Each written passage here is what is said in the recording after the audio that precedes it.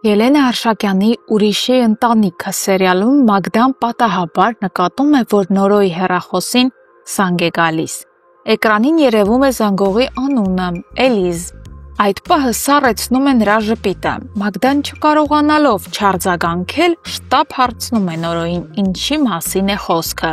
Նորոն առանց շփոթվելու ասում է՝ սա ուրիշ Էլիզ է, մի պարզ համընկնում, ոչ մի կապ։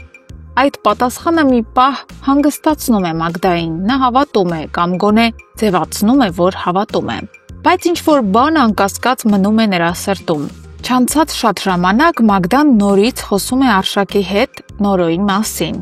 Նա անկեղծորեն պատմում է, որ արդեն մի որոշ ժամանակ է հանդիպում է Նորոյի հետ։ Ասում է, որ Նորոն իրեն լավ մարդ է թվում, ազնիվ եւ արժանահավատ։ Ավելացնում է, որ ցանկանում է, որպեսզի Արշակն էլ ծանոթանա նրա հետ։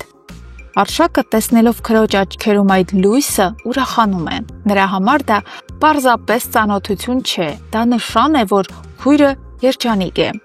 Նա մեծ սիրով համաձայնում է, հույսով, որ Մագդան ճիշտ ընտրություն է արել։ Մինչ այդ Նորոն վերադառնում է տուն։ Տանը նրան դիմավորում է տատիկը անհանգիստ դեմքով։ Նա ասում է, որ Ալինան կրկին վատ է զգացել գիշերը, նրա վիճակը լուրջ է եղել, այնպես որ ինքը վախեցել է ու հիմա շտապ պետք է նրան հիվանդանոց տանել։ Նորոն միանգամից զայրանում է, նա զարմացած է, ինչու իրեն այսքան ժամանակ ոչինչ չեն ասել։ Մտքում անընդհատ պտտվում է միայն մեկ հարց՝ ինչ է կատարվում Ալինայի հետ։ Միևնույն ժամանակ հեռու չէ, որ Արշակն էլ ձեռնամուխ լինի իր դստեր Արևիկի հետ բժշկի այցելությանը։ Արևիկի ստամոքսի ցավերը կրկնվում են։ Նույն ախտանիշները, նույն ցավը։ Եվ արդյոք սա պատահականություն է։ Ալինան ու Արևիկը տարբեր ընտանիքներից, բայց միևնույն խնդրով։ Եվ եթե նրանք հիվանդանոցում հանդիպեն, այդ հանդիպումը կարող է դառնալ ճակատագրական։ Այդպիսի մի պահ, որից հետո հնարավոր չէ վերադարձ։ Նորոն, տեսնելով Արևիկին, միանգամից կհասկանա ամեն ինչ, թե ով է իրականում Արևիկը եւ ինչու է Էլիզը աշխատում այդ տանը։ Այս ընթացքում մի այլ հուզիչ ու խորհրդավոր զարգացում է տեղի ունենում։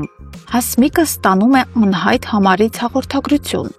Հաղորդագրությունը հստակ է, նրան հրավիրում են հանդիպման երեկոյան ժամը 7-ին։ Հասմիկը զարմանում է, ու դա զուտ հետաքրքրություն չէ։ Այդ նամակի տոնը, բառերի ձևակերպումը, մի բան շատ տարօրինակ է։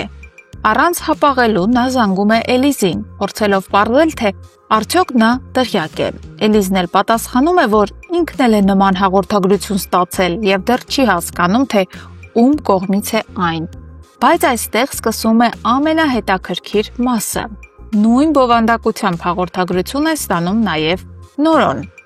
Նա եւս զարմացած է, ու հիմա արդեն 3 մարդ 3 կարևոր կերպար ստանում են միևնույն խորհրդավոր հրավերը։ Ոչ անուն, ոչ բացատրություն, միայն ժամ ու հանդիպման վայր։